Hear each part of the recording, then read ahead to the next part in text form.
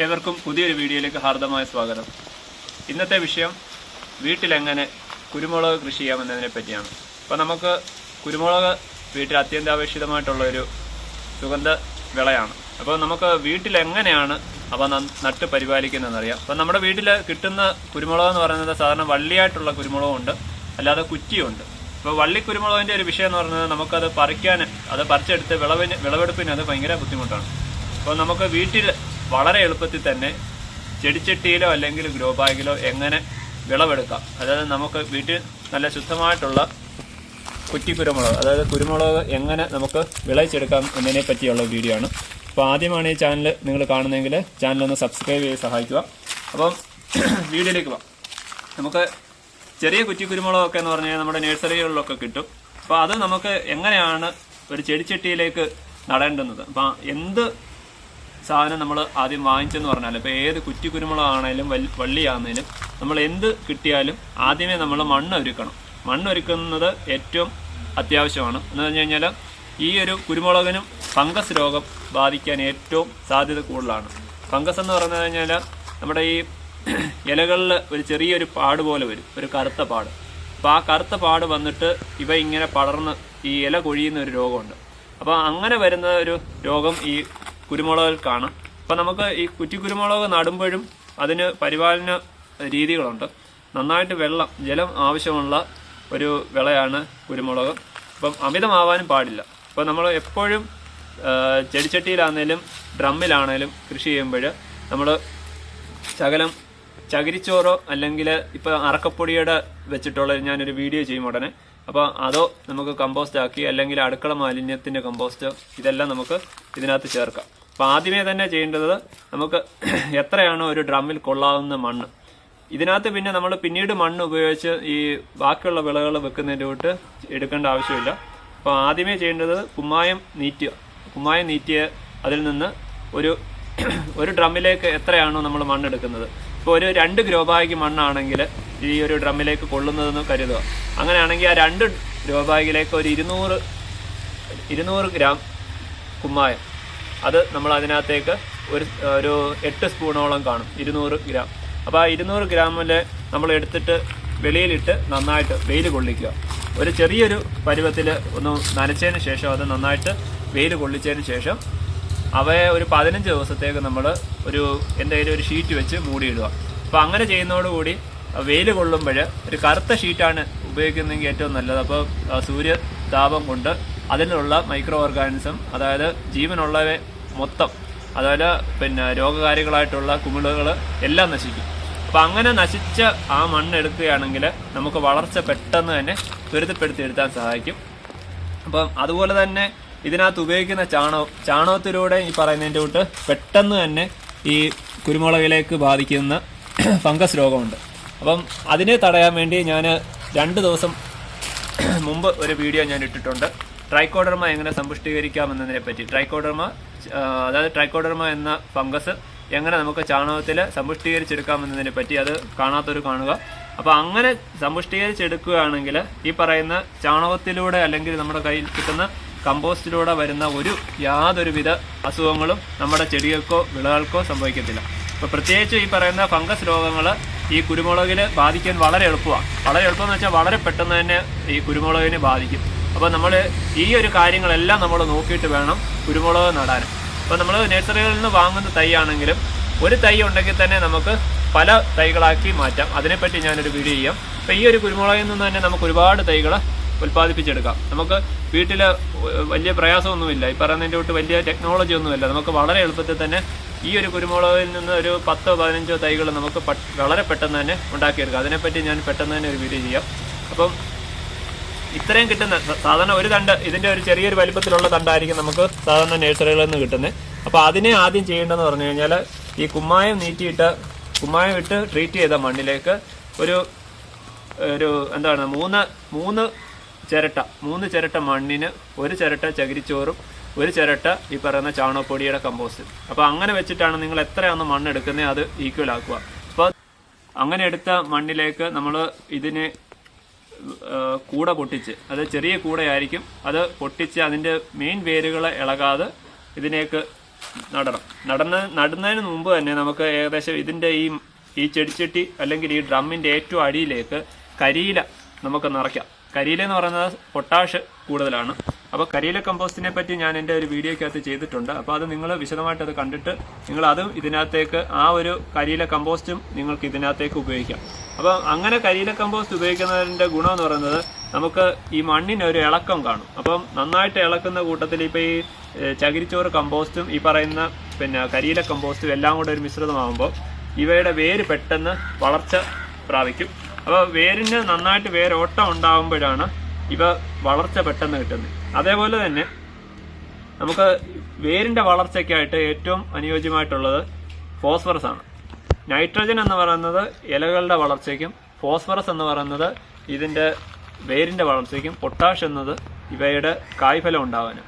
അപ്പോൾ നൈട്രജൻ ഇതിനകത്ത് ഈ കുഞ്ഞു തൈ ആകുമ്പോൾ നമ്മൾ നടുമ്പോൾ സാധാരണ കുറച്ച് നൈട്രജനോട് ആവശ്യമുണ്ട്.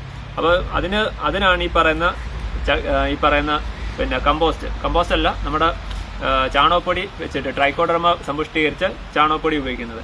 രണ്ടാമത് നമ്മൾ ഉപയോഗിക്കേണ്ടതെന്ന് പറഞ്ഞു കഴിഞ്ഞാൽ എല്ലുപൊടിയാണ്. പക്ഷേ നമുക്ക് ഈ വിപണിയിൽ ലഭിക്കുന്ന എല്ലുപൊടി എന്ന് പറയുന്നത് ആസിഡൊക്കെ കലർത്തിയിട്ട് പൊടിച്ചെടുക്കുന്നതാണ്. അപ്പോൾ നമുക്ക് ഈ കിട്ടുന്നത് ഗുണമേന്മയുള്ള എല്ലുപൊടിയല്ല. പക്ഷേ അതിന് പകരം ഉപയോഗിക്കാൻ പറ്റുന്ന അതായത് 1 കിലോ എല്ലുപൊടിക്ക് ഏകദേശം 35 മുതൽ 40 രൂപ വരെയാണ്. അപ്പോൾ അതിന് പകരമായിട്ട് ഉപയോഗിക്കാൻ പറ്റുന്നത് റോക്ക് ഫോസ്ഫേറ്റ് എന്ന് പറയുന്നൊരു പൊടിയുണ്ട്. റോക്ക് ഫോസ്ഫേറ്റ് അതിന് ഏകദേശം കിലോയ്ക്ക് കണ്ട് 12 രൂപ വരെ വരുന്നുള്ളൂ. അപ്പോൾ 1 കിലോ എല്ലുപൊടിയുടെ വിലയ്ക്ക് 3 കിലോ ഈ പറയുന്ന രാജ്ഫോസ് എന്ന് പറയും, രാജ്ഫോസ് അല്ലെങ്കിൽ ഈ പറയുന്ന റോക്ക് ഫോസ്ഫേറ്റ് കിട്ടും.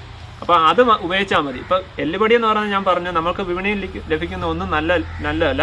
ഇനി നന്നായിട്ട് ലഭിക്കും നിങ്ങൾക്ക് ഉറപ്പുണ്ടെങ്കിൽ അത് ഉപയോഗിക്കാം, അത് ഏറ്റവും നല്ലത്. പക്ഷേ നല്ലതാണ് ഉപയോഗിക്കുന്നതെങ്കിൽ അമിതമായി പോയി കഴിഞ്ഞാൽ ചെടി മുഴുവനെ പാടെ നശിച്ചു പോകും. കാരണം എന്താ വെച്ചാൽ എല്ലുപൊടിക്ക് വളരെ ചൂട് കൂടുതലാണ്. അപ്പോൾ ആ എല്ലുപൊടി ഉപയോഗിക്കുമ്പോൾ നിങ്ങൾക്ക് ഒരു 50-100 ഗ്രാമിൽ കൂടുതൽ ഒരു ചെടിച്ചട്ടിയിലേക്ക് ഉപയോഗിക്കില്ല. മാത്രമല്ല എല്ലുപൊടി കൊടുക്കുമ്പോൾ നമ്മൾ 3 മാസം മുൻപെയാണ്. ഇപ്പോൾ നാളെ രാവിലെ കൃഷി തുടങ്ങുകയാണെങ്കിൽ നമ്മൾ അടുത്ത ആഴ്ചത്തേക്ക് വിളവ് കിട്ടുമെന്ന് പറഞ്ഞ് നമ്മൾ എല്ലുപൊടി ഇടാൻ പാടില്ല. അപ്പം ഇപ്പോൾ ഈ പറയുന്ന വേപ്പിൻ പിണ്ണാക്കാണെങ്കിലും എല്ലുപൊടി ആണെങ്കിലും റോക്ക് ഫോസ്ഫേറ്റ് ആണെങ്കിൽ പോലും, ഇപ്പോൾ നമ്മളിപ്പോൾ പറയുന്ന റോക്ക് ഫോസ്ഫേറ്റ് ആണെങ്കിൽ പോലും ജൈവ കൃഷിയിൽ ഉപയോഗിക്കുമ്പോൾ നമ്മൾ മുന്നിൽ കണ്ട് അടിവളമായിട്ടാണ് കൊടുക്കേണ്ടത്. എന്ന് വെച്ച് കഴിഞ്ഞാൽ അത് ഒരിക്കലും പെട്ടെന്നുള്ള റിസൾട്ട് കാണിക്കത്തില്ല, പതിയാണ് റിസൾട്ട് കാണിക്കുന്നത്. അപ്പോൾ അതനുസരിച്ച് വേണം നമ്മൾ വിളകൾക്ക് നല്ല. അപ്പോൾ ചെറിയ തൈയാണ് നടുന്നതെങ്കിൽ നമുക്ക് ഒരു 2 മാസം കഴിഞ്ഞ് ഇതിൻ്റെ പെട്ടെന്നുള്ള വളർച്ച വരത്തുള്ളൂ. അപ്പോൾ അത് വളർച്ച കൂട്ടാൻ വേണ്ടിയിട്ടാണ് ഈ പറയുന്ന ചാണകപ്പൊടി മിശ്രിതമായിട്ടുള്ള മണ്ണും പിന്നെ അതേപോലെ തന്നെ റോക്ക് ഫോസ്ഫേറ്റ് എന്ന് പറയുമ്പോൾ ഒരു 200 ഗ്രാം റോക്ക് ഫോസ്ഫേറ്റ് ഇതിനകത്ത് ഇടണം. 200 ഗ്രാം റോക്ക് ഫോസ്ഫേറ്റ് എന്ന് പറയുന്നത് നമുക്ക് പാറപ്പൊടി പോലെ തന്നെ ഇരിക്കും. അപ്പോൾ അത് ഫോസ്ഫറസ് കണ്ടന്റ് കൂടുതലുള്ള ഒരു പൊടിയാണ് റോക്ക് ഫോസ്ഫേറ്റ്, അല്ലെ രാജ്ഫോസ് എന്നൊക്കെ പറയും. അപ്പോൾ ആ രാജ്ഫോസ് ഉപയോഗിച്ചിട്ട് ഇതിനകത്തേക്ക് 200 ഗ്രാം ഇടണം. പിന്നെ അതിനുശേഷം പൊട്ടാഷ് എന്ന് പറയുന്നത് നമുക്ക് ഈ പറയുന്ന കരിയില കമ്പോസ്റ്റ് ഉപയോഗിക്കാം. ഇനി ചാരമാണ് ഉപയോഗിക്കുന്നതെങ്കിൽ ചാരത്തിൻ്റെ ഡയറക്റ്റ് ഉപയോഗിക്കാതെ ചാരം കമ്പോസ്റ്റ് ആക്കി ഉപയോഗിക്കുക. അപ്പോൾ ചാരം കമ്പോസ്റ്റ് ചെയ്യുന്നതിനെ പറ്റി ഞാനൊരു വീഡിയോ ചെയ്യും. അത് ചാരം കമ്പോസ്റ്റ് വളരെ എളുപ്പത്തിൽ ഉപയോഗിക്കാം. ഇപ്പം നമുക്ക് കരിയിലൊക്കെ കിട്ടുന്ന കാലമായതുകൊണ്ട് നമുക്ക് കരിയില കമ്പോസ്റ്റ് വളരെ പെട്ടെന്ന് തന്നെ ഉണ്ടാക്കിയെടുക്കാം. അപ്പോൾ കരിയില കിട്ടുന്നത് പരമാവധി കളയാതെ നമുക്ക് വിളകൾക്ക് ഉപയോഗിക്കത്തക്ക രീതിയിലുള്ള വളമാക്കി മാറ്റാനും ശ്രമിക്കുക. അപ്പം അത്രയും ഈ പറയുന്ന വളങ്ങളെല്ലാം കൂടെ മിക്സ് ചെയ്തിട്ട് ഇതിലേക്ക് നട്ട് വെക്കുക. പിന്നെ ഇപ്പോൾ സാധാരണ ഇപ്പോൾ ഇങ്ങനെ നട്ട് വെച്ചതിന് ശേഷം ഹ്യൂമിക് ആസിഡ് എന്ന് പറയുന്ന ഒരു ആസിഡ് നമുക്ക് ഇപ്പോൾ വിപണിയിൽ ലഭിക്കും. അപ്പോൾ ഹ്യൂമിക് ആസിഡ് 2 ടൈപ്പ് ഉണ്ട്, ഒന്ന് സോളിഡും ഉണ്ട് ലിക്വിഡും ഉണ്ട്. അപ്പോൾ നമ്മൾ സോളിഡ് രൂപത്തിലുള്ളതാകുമ്പോൾ ഇതിനകത്ത് ഏകദേശം ഫില്ലേഴ്സ് ആഡ് ചെയ്യും. ഫില്ലേഴ്സ് എന്ന് പറഞ്ഞു കഴിഞ്ഞാൽ അതിനകത്ത് ആ ഹ്യൂമിക് ആസിഡ് അതിനകത്ത് പറ്റി പിടിച്ചിരിക്കാൻ വേണ്ടിയിട്ടാണ് ഫില്ലേഴ്സ് ആഡ് ചെയ്യുന്നത്. അപ്പോൾ നല്ല ഗുണമേന്മയുള്ള ഹ്യൂമിക് ആസിഡ് നമ്മൾ നന്നായിട്ട് കണ്ടെത്തി വേണം വാങ്ങിക്കാൻ. അപ്പം അങ്ങനെയുള്ള ഹ്യൂമിക് ഉണ്ട്, അല്ലാതെ തന്നെ ഈ പറയുന്ന ലിക്വിഡ് ഫോമിലുള്ള ഹ്യൂമിക് ആസിഡും ഉണ്ട്. അപ്പോൾ അത് ലിക്വിഡ് ഫോമിലാണെങ്കിൽ 5 മില്ലി 1 ലിറ്റർ വെള്ളത്തിലും, സോളിഡ് ഫോം അതായത് തരിയായിട്ടുള്ള രൂപത്തിലാണെങ്കിൽ 2 ഗ്രാം 1 ലിറ്റർ വെള്ളത്തിലും എന്ന തോതിലാണ് നമ്മൾ ഒഴിക്കേണ്ടത്. അപ്പോൾ എന്ത് വിളകൾ നമ്മൾ നൽകുമ്പോഴും വിളകൾക്ക് അത് നൽകുമ്പോഴും ആദ്യം നമ്മൾ ഈ തൈ നട്ടതിന് ശേഷം ഒരു ശകലം വെള്ളം ഒഴിച്ചിടുക.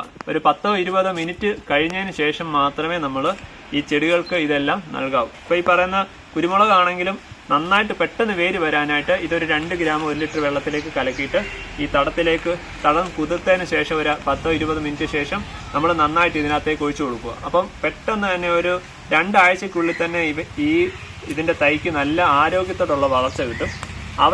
അതിനുശേഷം നമ്മൾ ചെയ്യുന്നതെന്ന് പറഞ്ഞു കഴിഞ്ഞാൽ ശകലം, അതായത് ഒരു പിടി കടലപ്പിണ്ണാക്ക്. അപ്പോൾ കടലപ്പിണ്ണാക്ക്, ഒരു പിടി കടലപ്പിണ്ണാക്കിനകത്തേക്ക് ബാക്കി ഒരു പിടി 1 ലിറ്റർ വെള്ളത്തിലേക്ക് നന്നായിട്ട് കലക്കണം.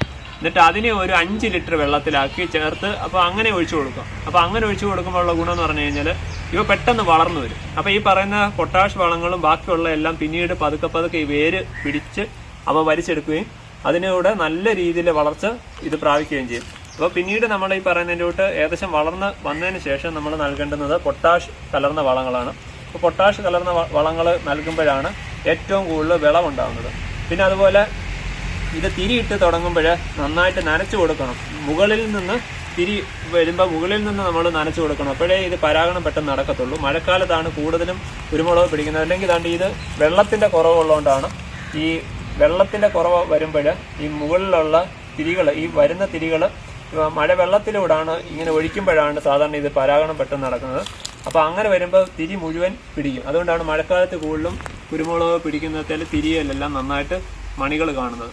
അപ്പോൾ അങ്ങനെ വെള്ളം മുകളിൽ കൂടെ ഇങ്ങനെ തളിച്ചു കൊടുക്കണം ഈ തിരി വീഴുന്ന ഭാഗത്ത്. ഇപ്പോഴല്ല, ഇത് ഈ ഒരു സ്റ്റേജിലല്ല, തിരി വരുന്ന സമയത്തുണ്ടെങ്കിൽ അത് നന്നായിട്ട് വെള്ളം തളിച്ചു കൊടുക്കുകയാണെങ്കിൽ അവ മുഴുവൻ നന്നായിട്ട് അത് മണികളായിട്ട് മാറും. അപ്പോൾ അങ്ങനെയും ശ്രദ്ധിക്കണം. പിന്നെ കൂടാതെ തന്നെ ഫംഗസ് രോഗം ഉണ്ടെങ്കിൽ, നമുക്ക് ഫംഗസ് രോഗം കാണുന്നുണ്ടെങ്കിൽ അതിന് മുമ്പേ തന്നെ ട്രീറ്റ് ചെയ്യണം. ഫംഗസ് വരുന്നതിന് മുമ്പ് തന്നെ ട്രീറ്റ് ചെയ്യണം.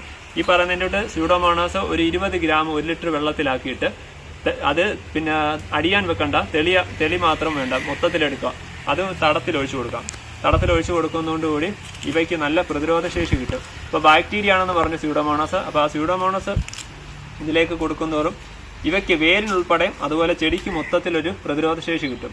അങ്ങനെ വരുമ്പോൾ ഈ പറയുന്ന ഫംഗസ് രോഗങ്ങളെല്ലാം പൂർണ്ണമായിട്ട് ഇവ മാറുകയും ചെയ്യും. അതേപോലെ അതിൻ്റെ തെളി, ഈ സ്യൂഡോമോണസിൻ്റെ തെളി ഇതിനെ തളിച്ചു കൊടുക്കുന്നതിൽ കൂടെ ചെടിക്ക് മുഴുവനായിട്ടുള്ള ഒരു പ്രതിരോധശേഷി കിട്ടുകയും അപ്പോൾ അതിലൂടെ നമുക്ക് ഈ പറയുന്ന ഫംഗസ് രോഗം പരമാവധി ഒഴിവാക്കാം. ഇനി നമുക്ക് ഇതൊന്നും മാറാൻ സാധിക്കുന്നില്ലെങ്കിൽ ഈ പറയുന്ന ഇലകളിൽ ഒരുപാട് പടർന്ന് പിടിച്ചിട്ടുണ്ടെങ്കിൽ നമ്മൾ ചെയ്യാൻ പറ്റുന്നതെന്ന് വെച്ചാൽ ഇതിൻ്റെ ഇല മുഴുവൻ മുറിച്ചെടുക്കുക. അതായത് അസുഖം ബാധിച്ചിട്ടുള്ള ഇല മുഴുവൻ മുറിച്ചിട്ട് ചെയ്യേണ്ടതെന്ന് വെച്ചാൽ കത്തിച്ച് കളയണം. അപ്പോൾ ഈ ചെറിയ വട്ടമായിട്ട് വരുന്ന കറുത്ത വട്ടം പോലെ വന്നിട്ട് അത് ഇങ്ങനെ പതുക്കെ ഇതിലേക്ക് അങ്ങ് വ്യാപിക്കും. അപ്പോൾ അങ്ങനെ വ്യാപിക്കുമ്പോൾ ഇത് അടർന്ന് വീണ് കഴിഞ്ഞാൽ പിന്നീട് ഇത് ഈ ഒരു ഡ്രമ്മിലേക്ക് അങ്ങ് പടരുകയാണ് ചെയ്യുന്നത്. അപ്പോൾ അങ്ങനെ വരുമ്പോൾ നമ്മൾ അതെല്ലാം കത്തിച്ച് കളയണം. ആ ഇല മുഴുവൻ കത്തിച്ചതിന് ശേഷം ചെയ്യേണ്ടത് സ്യൂഡോമോണസ് ലായനി നന്നായിട്ട് ചെടി കുതിർക്ക കൊടുക്കുക. ഇൻ കേസ് അത് കൊടുക്കാൻ പറ്റിയില്ലെന്നുണ്ടെങ്കിൽ നിങ്ങൾക്ക് രാസമാണ് കൊടുക്കുന്നതെങ്കിൽ സാഫ് എന്ന് പറയുന്ന ഒരു ഫംഗിസൈഡ് ഉണ്ട്. അപ്പോൾ അത് കെമിക്കലാണെന്ന് ചോദിച്ചാൽ കെമിക്കലാണ്, പക്ഷെ അത് വലിയ രീതിയിൽ ദോഷം ചെയ്യുന്നതല്ല. സാഫ് അത് 1 ഗ്രാം 1 മുതൽ 2 ഗ്രാം 1 ലിറ്റർ വെള്ളത്തിൽ കലക്കിയിട്ട് അതും സ്പ്രേ ചെയ്ത് കൊടുക്കാം. അതിലൂടെ നമുക്ക് ഈ പറയുന്ന രോഗം കൂടിയിട്ടുണ്ടെങ്കിൽ നമുക്കതിനെയും പ്രതിരോധിക്കാം.